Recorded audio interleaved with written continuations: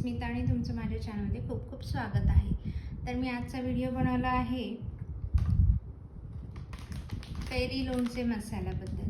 तर ह्या कैरी लोणचं मसाला आजकाल खूप ट्रेंडमध्ये आहे आणि अगदी कमी वेळेत तुमचं लोणचं तयार होऊ शकतं। चल तर बघूया लोणचं कसं करायचं रेडीमेड मसाल्यासोबत। रेडीमेड मसाल्यासोबत आपण कैऱ्या भिजवतो तशा भिजवायच्या, त्याला 8 तास पाण्यात ठेवायच्या।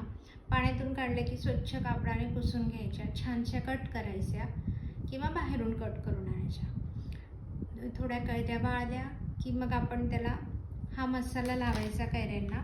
1 किलो कैऱ्यासाठी 100 ग्रॅम मसाल्याचं पाकिट असतं आणि 200 ग्रॅम मीठ। कैरी आणि मीठ एकत्र करायचं छानसं। एकत्र झालं की त्याला बरणीत भरायचं। बस एवढीच रेसिपी आहे। बरणीत भरायचं, 2 दिवस छान मुरू द्यायचं। 2 दिवसानंतर त्याच्यात तेल गरम करून थंड झाल्यावर बरणीत टाकायचं।